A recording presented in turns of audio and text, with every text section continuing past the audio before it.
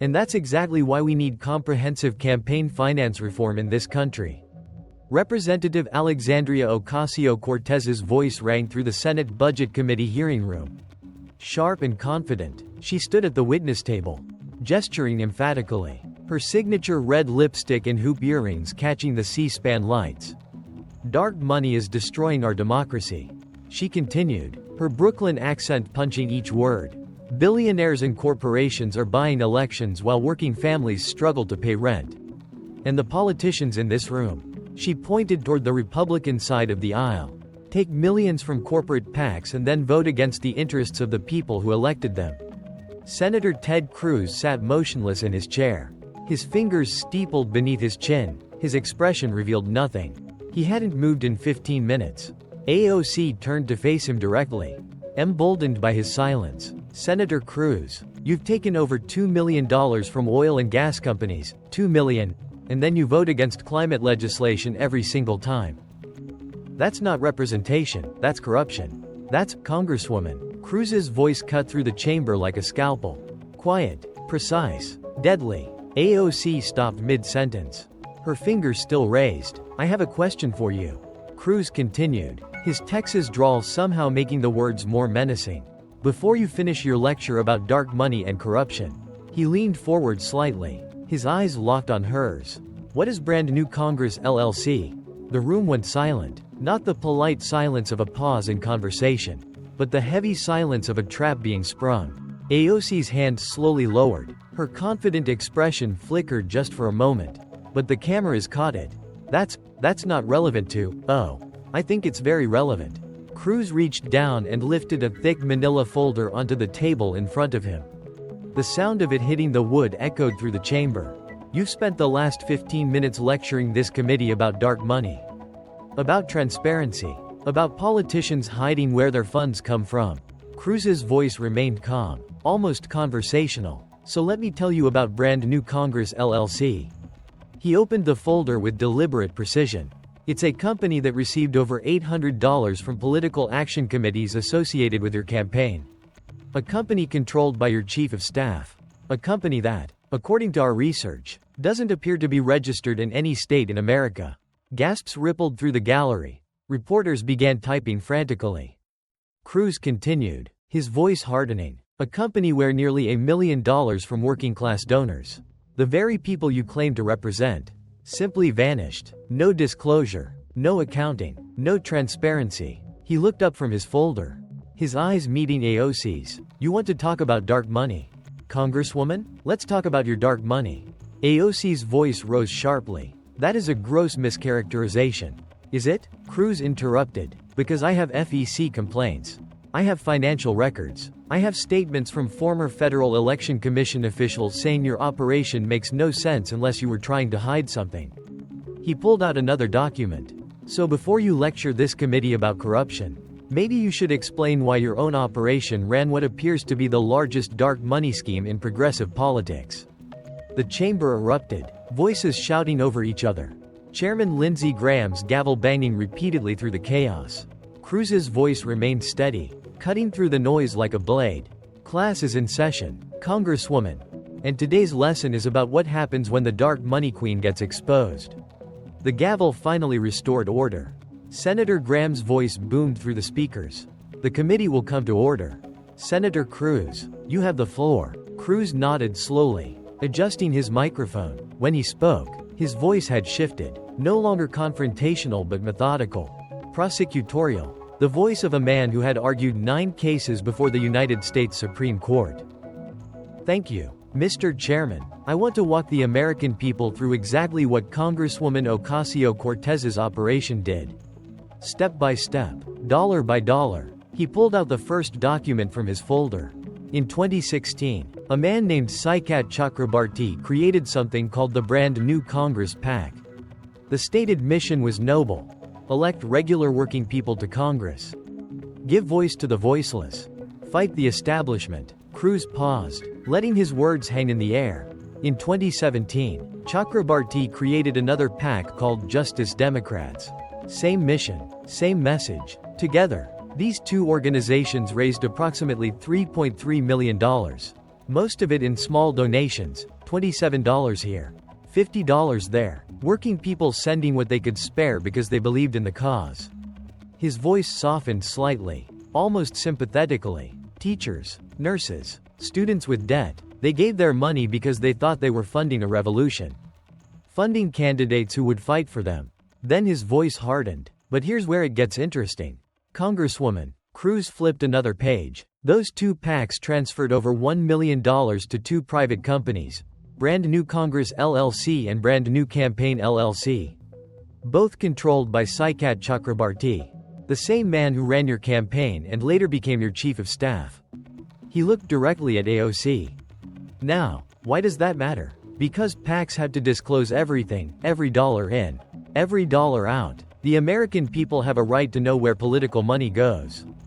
Cruz leaned forward. But LLCs, private companies, they have no disclosure requirements. Once that money hit those LLCs, it vanished. Nobody knows where it went. Nobody knows who got paid. Nobody knows if it was used for legitimate campaign purposes. Or, he paused meaningfully, or for something else entirely. AOC grabbed her microphone. Senator, those were legitimate payments for strategic consulting. Strategic consulting? Cruz repeated, his voice dripping with skepticism. That's the label that appears on every single payment over $1 million. And every single transaction just says, strategic consulting, no details. No breakdown, no explanation. He pulled out another document. Let me read you what former FEC Associate General Counsel Adavi said about your operation. This is a man who spent years enforcing campaign finance law. Quote, none of that makes any sense. They're either confused or they're trying to conceal something. End quote. Cruz let that statement hang in the air. Former FEC Chairman Brad Smith called it, quote, a really weird situation. Another campaign finance expert said, quote, I can't even begin to disentangle that. These are nonpartisan experts, Congresswoman, people who've seen every trick in the book. And your operation left them baffled. He flipped to another page. But here's the truly remarkable part. We tried to find Brand New Congress LLC. We searched Delaware corporate records, nothing. We searched New York, nothing. We searched every state database we could access. Cruz's voice dropped lower, more ominous. Brand New Congress LLC does not appear to be registered anywhere. A company that received over $800 from political action committees doesn't officially exist. There's no record of where or when it was incorporated. He looked up at AOC. So I'll ask you directly. Congresswoman, where is Brand New Congress LLC registered? Where did that money go? And why does a company that received nearly $1 million have no official existence? Silence. AOC's jaw tightened. Her press secretary seated behind her frantically scribbled notes. Senator Sheldon Whitehouse, Democrat from Rhode Island, leaned into his microphone. Mr. Chairman, I object to this line of questioning. Congresswoman Ocasio-Cortez is a witness on campaign finance reform, not the subject of an investigation. With respect, Senator Whitehouse. Cruz interrupted smoothly. The Congresswoman spent 15 minutes lecturing this committee about dark money and corruption. I think it's entirely appropriate to examine whether her own operation meets the standards she's demanding of everyone else. He turned back to AOC. You call dark money the enemy to democracy. Those are your exact words. Congresswoman, you've said corporate PACs are destroying our politics. You've demanded transparency from everyone else. Cruz's voice rose slightly. But your own operation funneled over $1 million through private companies with no disclosure. Your own PACs paid a company that doesn't appear to exist. Your own chief of staff controlled entities that swallowed donors' money into a black hole. He closed the folder with a sharp snap. That's not transparency. Congresswoman, that's the very definition of dark money. The only difference between your operation and the corporate PACs you attack is that they actually follow the law. Cruz opened his second folder. His movements deliberate and unhurried. The room had grown uncomfortably quiet. Even the usual background noise, coughing, chair creaking, papers shuffling, had stopped. Let's continue down the money trail, Cruz said, his voice taking on an almost conversational tone. Congresswoman, who is Riley Roberts? AOC's eyes narrowed. My partner. I don't see what, your partner. Your live-in boyfriend. The man who since you've taken office has been given a congressional email address and access to your official schedule. Cruz nodded slowly. Let me tell you what your partner has to do with this investigation. He pulled out an FEC filing. August 2017. New Congress PAC makes a payment of $3 to Riley Roberts. The description: marketing consulting. Cruz flipped to another page. September 2017. Another payment. $3. Same description. Marketing consulting. Total payments to your boyfriend from a PAC controlled by your chief of staff. $6. He looked up. Now by itself, that might not seem significant. People get paid for campaign work all the time. But let's look at the context. Cruz pulled out a timeline he had prepared. In the summer of 2017, your campaign was in serious trouble.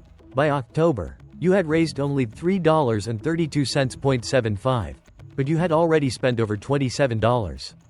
More than half of that, over $18, went to your chief of staff's company, Brand New Congress LLC. He paused, letting the numbers sink in. Your campaign was nearly bankrupt. You were spending money you didn't have. And right in the middle of this financial crisis, the PAC controlled by your chief of staff starts paying your boyfriend. Cruz's voice grew harder. A political analyst named Luke Thompson looked at these payments.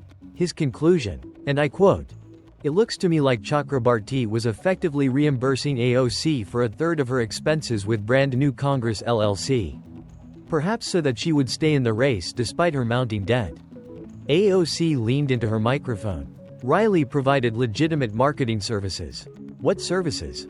Cruz shot back. What specific marketing did your boyfriend provide? What deliverables? What work product? Because the FEC filings don't say. Just marketing consulting. That's it. $6 for services nobody can describe. He pulled out another document. The Coolidge-Reagan Foundation filed an FEC complaint specifically about these payments. They cited, and I quote, "the vague and amorphous nature of the services Riley ostensibly provided. The relatively small amount of money raised by the campaign at that stage, and this is important. The romantic relationship between Ocasio-Cortez and Riley."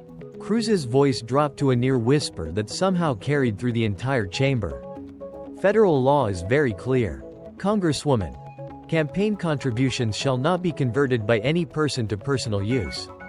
If money flowed from donors to a PAC, from the PAC to your boyfriend, and from your boyfriend to you, that's not a campaign expense. That's potentially federal election fraud. Senator Chris Murphy, Democrat from Connecticut, interrupted. "Mr. Chairman, these are serious allegations without any, they're not my allegations." Senator Murphy, Cruz replied calmly, "They're in an official FEC complaint. I am simply reading from public records." He turned back to AOC. "Let me explain why this matters. Congresswoman, federal PACs can only contribute $5 directly to a campaign. That's the law. But if your chief of staff's PAC was paying your boyfriend as a way to funnel money to you personally, money that then supported your living expenses while you campaigned, that's a scheme to evade contribution limits." Cruz's voice hardened. Your chief of staff controlled the PAC. The PAC paid your boyfriend. Your boyfriend lived with you. You were paying your chief of staff's company. See how that looks? It's a circle. And in that circle, donor money meant for campaign expenses might have been flowing into your personal life. Cruz paused, his voice taking on a more somber tone. "Let me tell you who funded this operation. Congresswoman, not billionaires, not corporate executives, working people, a retired teacher in Ohio who sent you $50, a nurse in California who gave $27, a student in Texas with $40 in debt who scraped together $35 because she wanted Medicare for all. A student in Texas with $40 in debt who scraped together $35 because you promised to fight for loan forgiveness." His voice grew heavier. Those people gave you their money they couldn't really afford to give. And where did it go? To a PAC controlled by your chief of staff. To your chief of staff's private company. To your boyfriend. Did any of them know that's where their donations would end up? Did any of them consent to funding Riley Roberts' marketing consulting? Cruz shook his head slowly. "You talk about fighting for the little guy. You talk about standing up against the powerful. But when the little guy gave you their hard-earned money, your operation funneled it through a maze of PACs and LLCs that nobody could follow." He leaned back slightly. You came to Congress promising to drain the swamp. But Congresswoman, you didn't drain the swamp. You brought it with you. Your boyfriend got paid. Your chief of staff's companies got paid. And those working-class donors who sent you $27 because they believed in your message. They got played. Cruz paused to take a sip of water. The hearing room remained eerily quiet. AOC sat rigid, her knuckles white as she gripped the edge of the table. Let's talk about Saikat Chakrabarti. Cruz continued, setting down his glass. The man at the center of all of this. Your chief of staff. The architect of your campaign. The controller of the PACs and LLCs we've been discussing. He pulled out a new set of documents. On August 2, 2019, Chakrabarti abruptly resigned from your office. The official story was that he wanted to work on climate policy. Very noble. Very convenient. Cruz's voice took on a sardonic edge. But let's look at what was actually happening in August 2019. First, the FEC was actively investigating the PAC payments we just discussed. Second, multiple ethics complaints had been filed. And third, perhaps most importantly, your own Democratic colleagues were demanding that you fire him. He read from a news article. Fox News reported that Democratic lawmakers asked Ocasio-Cortez to fire Chakrabarti in an attempt to start over. The Intercept reported that his departure came after public divisions within the House Democratic Caucus. Even the official House Democratic Caucus Twitter account, controlled by Representative Hakeem Jeffries, attacked your chief of staff directly. Cruz found the relevant quote. And I quote from the House Democrats' official account. Who is this guy and why is he explicitly singling out a Native American woman of color? That was their response after Chakrabarti attacked Congresswoman Sharice Davids for her vote on a border bill. He looked up at AOC. Your own party was furious with your chief of staff. They accused him of racism. They demanded he be removed. And then, facing FEC investigations and Democratic revolt, he suddenly decided to leave to work on climate policy. Cruz shook his head slowly. That's quite a coincidence, isn't it? The man who controlled the dark money operation. The man who paid your boyfriend. The man who funneled $1 million through unregistered companies. He just happened to resign right when the investigations were heating up and your own party wanted him gone. AOC finally spoke, her voice tight. Saikat left to work on the Green New Deal. He wanted to focus on climate. Ah, yes, the Green New Deal. Cruz interrupted. Let's talk about that, because before he left, your chief of staff gave a very revealing interview. He found the relevant document. This was reported by the Washington Post in July 2019. Chakrabarti was asked about the Green New Deal, and here's what he said. I want to read this exactly. Because it's important. Cruz read slowly, emphasizing each word. Do you guys think of it as a climate thing? Because we really think of it as a how do you change the entire economy thing. He let the quote hang in the air. Your own chief of staff admitted it, the Green New Deal. Your signature proposal, the plan you say will save the planet, was never primarily about climate. It was about, in his words, changing the entire economy. Cruz's voice rose. That's not environmentalism, Congresswoman. That's socialism. That's government control of every sector of American life. And your chief of staff admitted you were using climate change as a Trojan horse to smuggle it in. He continued before AOC could respond. Let me list what else Chakrabarti did before his convenient resignation. He compared moderate Democrats to the Southern Democrats who fought against civil rights in the 1940s. He wore a T-shirt featuring Subhas Chandra Bose, an Indian nationalist who allied with Adolf Hitler and broadcast Nazi propaganda. He constantly attacked fellow Democrats on Twitter, creating chaos within your party. Cruz spread his hands. This is the man who built your political career. The man who controlled your dark money operation. The man who admitted your signature policy was never really about what you claimed. And when the heat got too intense, he disappeared, leaving you to answer for everything. He paused. But you haven't answered, have you? You've never explained where that $1 million went. You've never explained why your boyfriend got paid. You've never addressed your chief of staff's admission about the Green New Deal. You've just attacked anyone who asked questions. Cruz leaned forward. That's not transparency, Congresswoman. That's a cover-up. Cruz shifted in his chair, his tone becoming almost conversational. The calm before another storm. Let's step back from the financial scandals for a moment. He said, "Let's talk about your qualifications to lecture Congress about economic policy." AOC straightened slightly, perhaps relieved at the change of subject. "I have a degree in economics from Boston University." "Yes, you do." Cruz agreed pleasantly. "And you mentioned that credential frequently when discussing policy. You've said, and I quote, 'I studied economics.' You've used your degree to claim expertise on tax policy, labor markets, and government spending." He smiled slightly, not warmly. "So I was confused when I watched your interview on PBS's Firing Line in July 2018. Margaret Hoover asked you about the strong economy and low unemployment rate. Do you remember what you said?" AOC's expression tightened almost imperceptibly. "I remember the interview. Let me refresh your memory." Cruz pulled out a transcript. "You said, and this is a direct quote, 'Unemployment is low because everyone has 2 jobs. Unemployment is low because people are working 60, 70. It's 80 hours a week and can barely feed their family." He set down the transcript. "Now I'm not an economist, I have a law degree. But even I know that's not how unemployment is calculated. And I would think someone with an economics degree from Boston University would know it too." Cruz's voice took on a professorial tone. "Let me explain for the American people watching. The unemployment rate counts people, not jobs. If you have 1 job, you're counted as employed. If you have 2 jobs, you're still counted as employed once. Whether someone works 1 job or 5 jobs has absolutely no effect on the unemployment rate."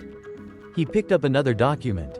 PolitiFact, which I'm sure you'll agree is not a conservative outlet, rated your statement, their verdict, pants on fire. That's their worst rating, the rating they reserve for statements that are not just wrong but spectacularly, laughably wrong. Cruz read from the fact check. "Even taking into account rhetorical excess, her statement is off in multiple ways. Fewer than 1 in 20 employed Americans holds a second job of any type. And the people who might be working as much as 70 or 80 hours a week represent a tiny fraction of that tiny fraction."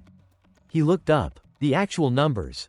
About 5% of workers hold multiple jobs. That's not everyone. And that rate was actually lower than it had been during the economic boom of the 1990s. "You weren't just wrong, Congresswoman, you were backwards." AOC leaned into her microphone. "I was making a broader point about working families struggling. You were making a false point." Cruz interrupted. "And here's what's remarkable. When fact-checkers called you out, you didn't correct yourself. You doubled down. You said you was making a broader point.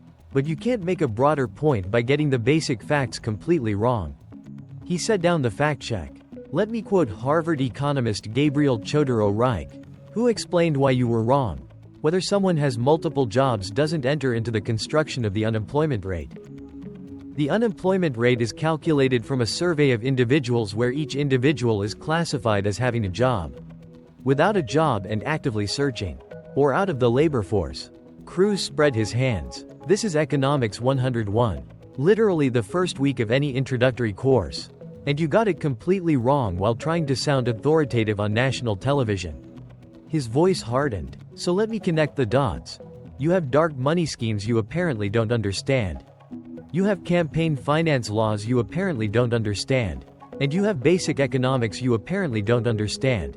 But you're confident enough to lecture Congress about corruption. Confident enough to propose reshaping the entire American economy. Confident enough to tell us your plans will save the planet." Cruz leaned forward. "Congresswoman, you don't understand how the unemployment rate is calculated. Why should anyone trust you to calculate the costs and benefits of a $93 trillion proposal?" Cruz paused, organizing his next set of documents. When he looked up, his expression had shifted. Less prosecutorial, more sorrowful. "Let's move from theory to practice," he said quietly. "Let's talk about what happens when your ideas affect real people.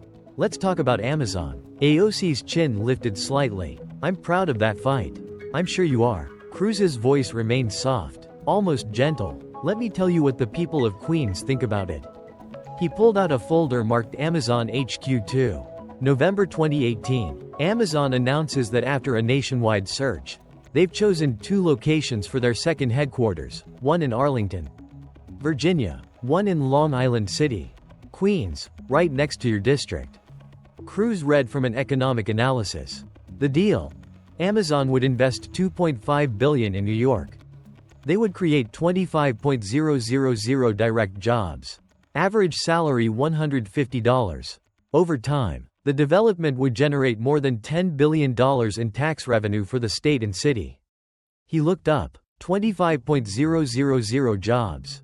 Congresswoman, in your backyard, jobs for your constituents, good jobs, jobs with benefits, jobs that would lift families out of poverty and into the middle class. Cruz's voice remained measured. And what did you do? You led the opposition. You called it corporate greed. You attacked the tax incentives. You said, and I have the tweet right here, Amazon is a billion-dollar company. The idea that it will receive hundreds of millions of dollars in tax breaks at a time when our subway is crumbling and our communities need more investment, not less, is extremely concerning. He set down the tweet. Now let me explain how tax incentives work, because I don't think you understood them at the time. New York wasn't giving Amazon $3 billion. They were offering to reduce Amazon's future taxes if and only if Amazon created the promised jobs. No jobs, no tax break. It was performance-based. Cruz spoke slowly, as if explaining to a child. The money didn't exist yet, it would have been generated by Amazon's presence. By the jobs, by the economic activity, by the ripple effects throughout the local economy. You can't invest money that doesn't exist. You can't redirect funds that haven't been created. He pulled out another document. But you didn't understand that. Or you didn't care. You rallied opposition. You attacked the deal relentlessly on social media. And in February 2019, Amazon announced they were pulling out of New York. Cruz read AOC's celebratory tweet slowly. Anything is possible. Today was the day a group of dedicated everyday New Yorkers and their neighbors defeated Amazon's corporate greed, its worker exploitation, and the power of the richest man in the world.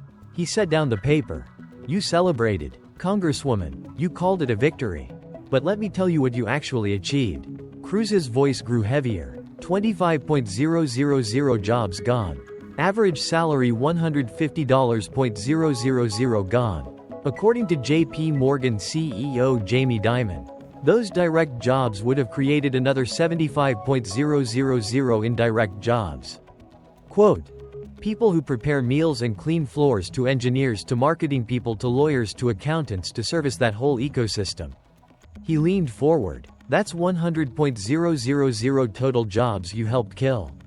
Congresswoman, in your own backyard, for your own constituents. And you took a victory lap. AOC's voice rose sharply. Amazon was demanding corporate welfare. Amazon came anyway. Cruz interrupted. Did you know that? December 2019, less than a year after your victory, Amazon announced they were opening an office in Manhattan, leasing space, hiring workers, no subsidies required. He paused meaningfully. But instead of 25,000 jobs, they're bringing about 1.500. Instead of a major headquarters transforming Long Island City, Queens gets nothing. Virginia gets the headquarters, the jobs, the economic development, everything you threw away.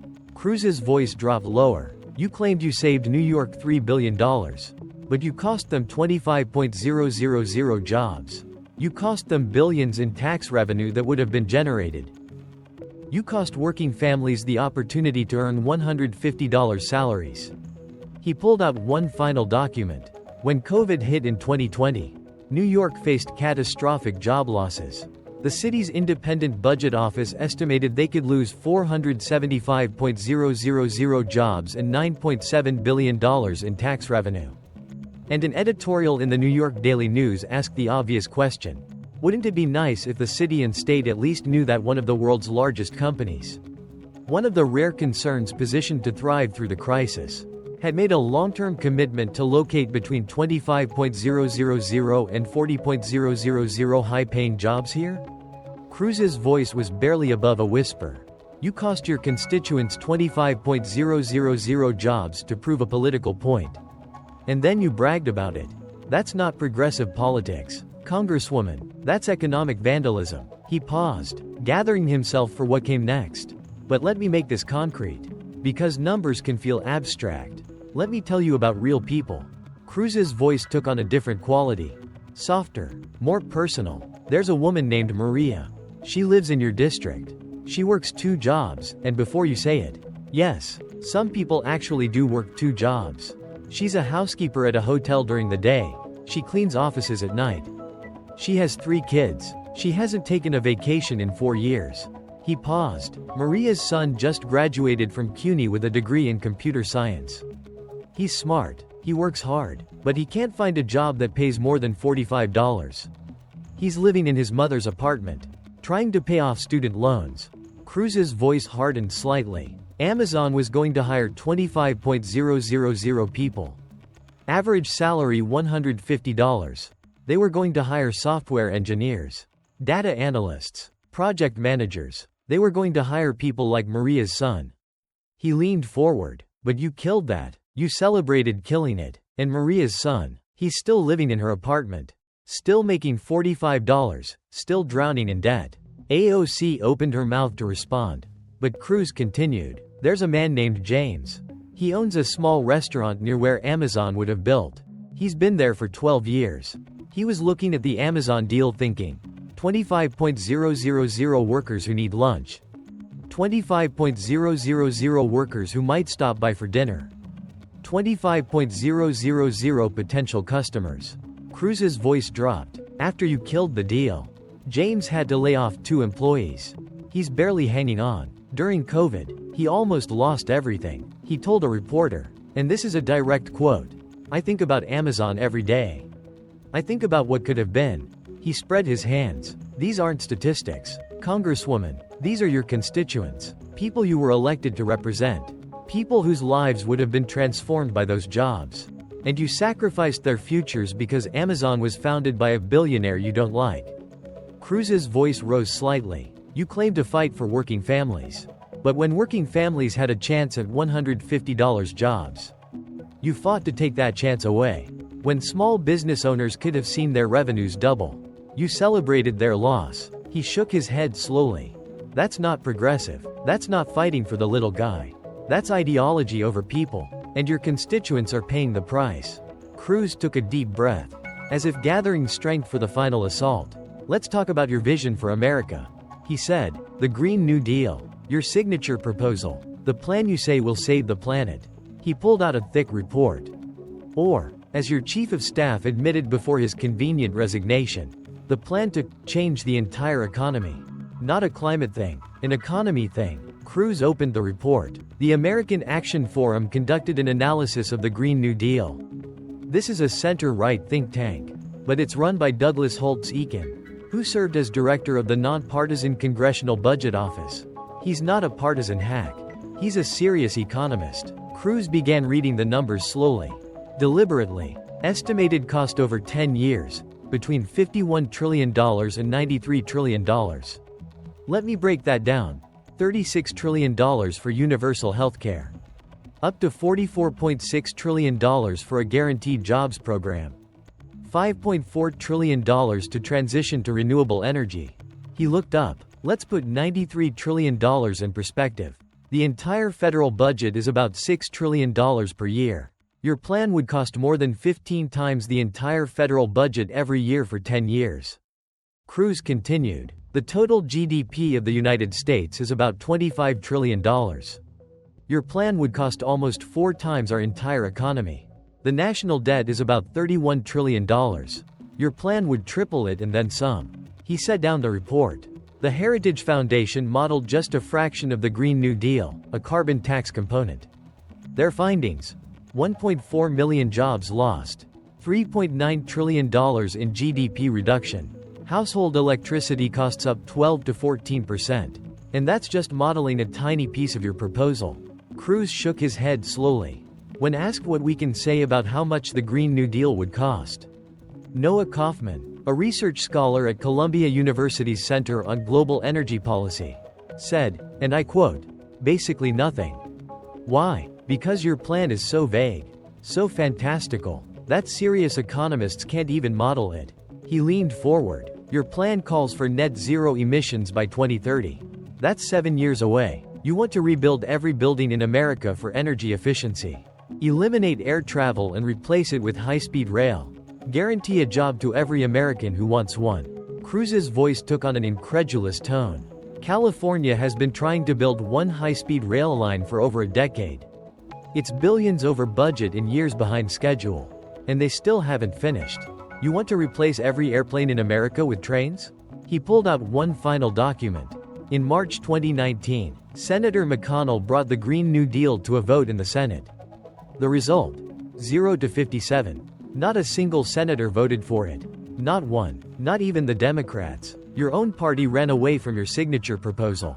Cruz spread his hands. Senator Ed Markey, who co-sponsored the resolution with you, voted present. He wouldn't even vote for his own bill. That's how unserious your proposal is. That's how fantastical. Even the people who support you publicly won't put their names on it when it actually counts. He leaned back. You've built a brand on this proposal. You've made it the centerpiece of your political identity. And it costs $93 trillion. Would destroy millions of jobs. And your own chief of staff admitted it was never really about climate in the first place. Cruz's voice dropped. It was about socialism, about government control, about changing the entire economy. And you've been selling it to the American people as environmentalism. The hearing room had grown deathly quiet. AOC sat motionless. Her earlier confidence completely evaporated. Her press secretary had stopped taking notes. Even the reporters had stopped typing. Waiting, Cruz straightened the papers in front of him. His movements slow and deliberate. Let me summarize what we've learned today. Congresswoman, his voice was quiet now. Almost conversational. But it carried to every corner of the chamber. You've built your political career on one central message. That you're different. That you're honest. That you fight corruption while everyone else enables it. That you represent working people while everyone else serves the powerful. He held up one finger. But your chief of staff ran $1 million dark money operation. He created PACs that funneled money to private companies he controlled, companies that in at least one case don't appear to be registered anywhere. Money from working-class donors disappeared into a black hole. And you've never explained where it went. A second finger. Your boyfriend received $6 from a PAC controlled by your chief of staff while your campaign was paying that same chief of staff's company. The FEC received complaints alleging this might be an illegal scheme to funnel money to you personally. And you've never provided a clear explanation. A third finger. When the investigations heated up and your own Democratic colleagues demanded action, your chief of staff conveniently resigned. The man who built your career. Who controlled your financial operation. Who knew where all the money went. He vanished to work on climate policy. And before he left, he admitted your signature proposal was never really about climate at all. A fourth finger. You have an economics degree. But you don't understand how the unemployment rate is calculated. PolitiFact gave you their worst rating. Pants on fire. For claiming unemployment is low because everyone has 2 jobs. You lecture Congress about economic policy while getting basic facts spectacularly wrong. A fifth finger. You killed 25,000 jobs in your own district to prove a political point about corporate welfare. Then Amazon came to New York anyway without subsidies, bringing only 1,500 jobs instead of 25,000. Your constituents lost out. You took a victory lap. Cruz lowered his hand. And your signature policy proposal, the Green New Deal, costs up to $93 trillion, would destroy millions of jobs, received 0 votes in the Senate, and was admitted by your own chief of staff to be about changing the entire economy. Not saving the climate. He paused, letting the silence stretch. You came here today to lecture this committee about dark money and corruption. But your operation ran the darkest money scheme in progressive politics. You came here to demand transparency. But you've never been transparent about where your donors' money went. You came here to champion working families. But you killed 25,000 jobs that could have lifted working families out of poverty. Cruz leaned forward, his voice dropping to barely above a whisper. The difference between us, Congresswoman, isn't ideology. I'm a conservative. You're a progressive. We disagree about policy. That's fine. That's democracy. His voice hardened. The difference is honesty. I tell people what I believe and let them decide. I don't pretend to be something I'm not. I don't build a brand on fighting corruption while running a corrupt operation. I don't lecture about transparency while hiding money in shell companies. Cruz's eyes locked on AOC's. You're not the future of the Democratic Party. Congresswoman, you're not even a new kind of politician. You're the oldest kind of politician, who says one thing and does another. Who builds a following by promising what you can't deliver? Who attacks others for the very things you do yourself? He sat back. The only thing new about you is the Instagram filter. But underneath it, you're just another politician who got caught. A long, heavy silence filled the chamber. Cruz spoke one final time. His voice quiet but clear. I have no further questions. Mr. Chairman. Senator Graham's gavel fell. This hearing is adjourned. The room erupted. Voices shouting. Reporters rushing toward the exits.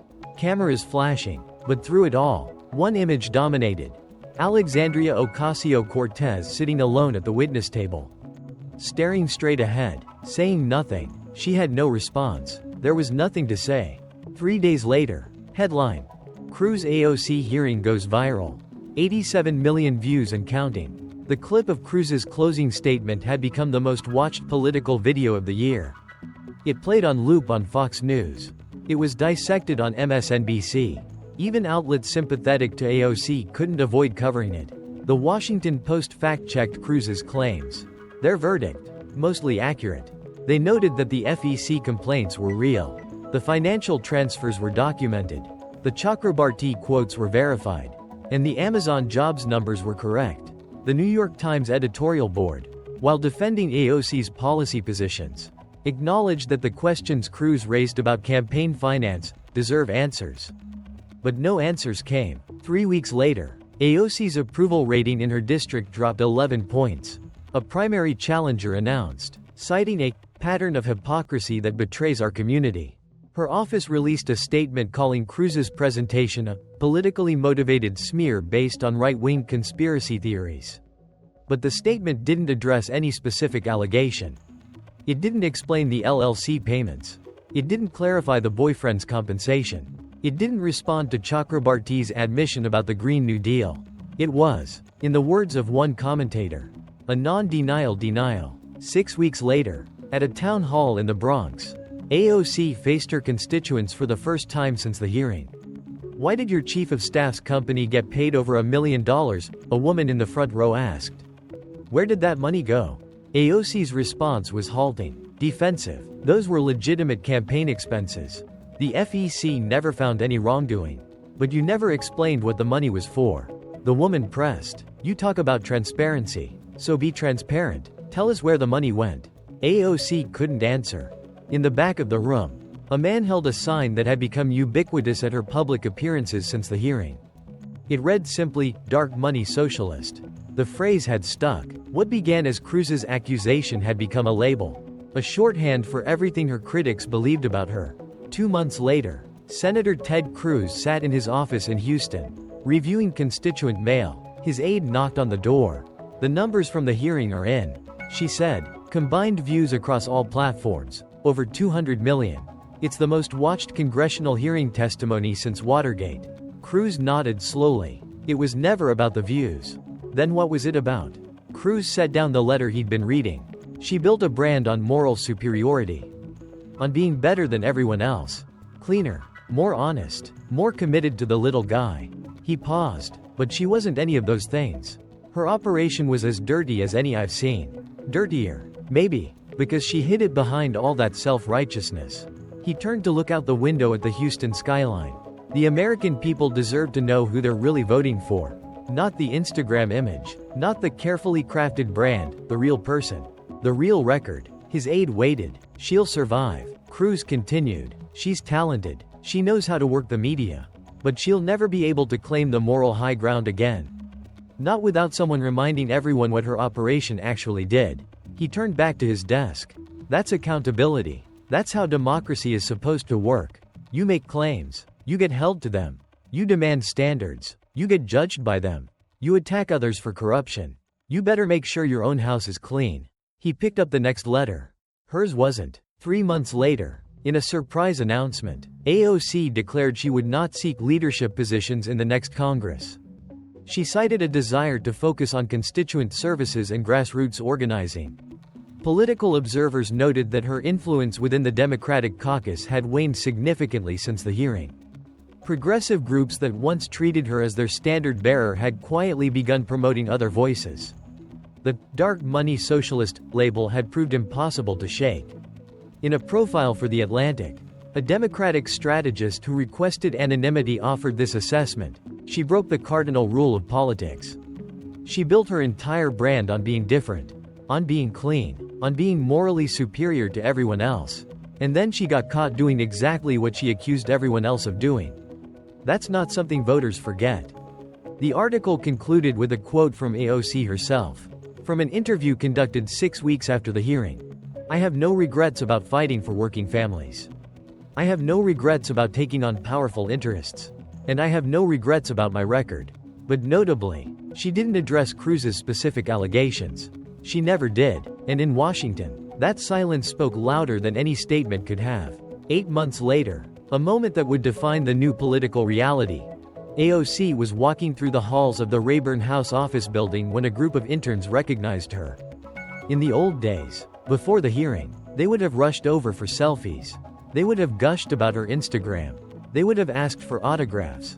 Now, one of them simply held up her phone and said loud enough for everyone to hear, "Hey, it's the dark money socialist." Her friends laughed. AOC kept walking, her face a mask. The nickname had become inescapable. It appeared in op-eds and cable news chyrons. Conservative influencers used it as shorthand. Even some progressive critics, disappointed by the unanswered allegations, had adopted variations of it. "Tax the rich" had been replaced by something far less flattering. In a podcast interview, a former aide who had left her office spoke anonymously about the mood after the hearing. "It was devastating," the aide said. "She really believed she was different. She really believed her operation was clean. And then Cruz just dismantled that narrative, piece by piece, with receipts." The interviewer asked how AOC had responded internally. She was angry. She wanted to fight back. But there was nothing to fight back with. The facts were the facts. The FEC complaints were real. The payments were documented. Chakrabarti's quotes were on video. A pause. She kept saying she did everything legally. But that wasn't the point. The point was hypocrisy. She'd spent years attacking dark money while her own operation was as opaque as anything in Washington. Legal or not, it destroyed her brand. The aide's voice grew quieter. "I think that's what hurt most. Not the allegations themselves, but the realization that she wasn't who she thought she was. That the movement she'd built was based on a story that wasn't entirely true." 1 year later, the Smithsonian's National Museum of American History opened a new exhibit on 21st century political communication. Among the artifacts, AOC's "Tax the Rich" dress from the 2021 Met Gala. The placard beside it had been updated since the dress was first acquired. It now included a note about the House Ethics Committee investigation that followed the event. The investigation that found she had violated House rules by accepting impermissible gifts. Below that, a smaller note mentioned the Cruz hearing and its aftermath. The dress that was supposed to symbolize a political revolution had become something else entirely. A reminder that in politics, as in life, the gap between image and reality eventually catches up with everyone. Even, especially, those who built their careers on closing it. Final scene. 2 years after the hearing, a young woman sat in a coffee shop in Queens, scrolling through her phone. She had voted for AOC twice. She had donated $50 to her first campaign. She had believed. Now she was reading an article about AOC's declining influence. About the unanswered questions. About the dark money socialist label that wouldn't go away. She thought about that $50. She thought about where it might have gone. She thought about how she had defended AOC on social media, attacking anyone who criticized her as a sexist or a racist or a tool of the establishment. And she thought about Ted Cruz, of all people, being the one to expose what she now suspected had always been true: that AOC was never really different. She was just better at pretending to be. The young woman closed her phone. She wouldn't donate again. She wouldn't defend again. She wouldn't believe again. Not in AOC. And maybe not in anyone.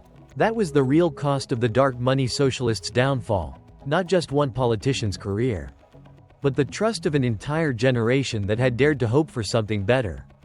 And that trust, once broken, might never be repaired.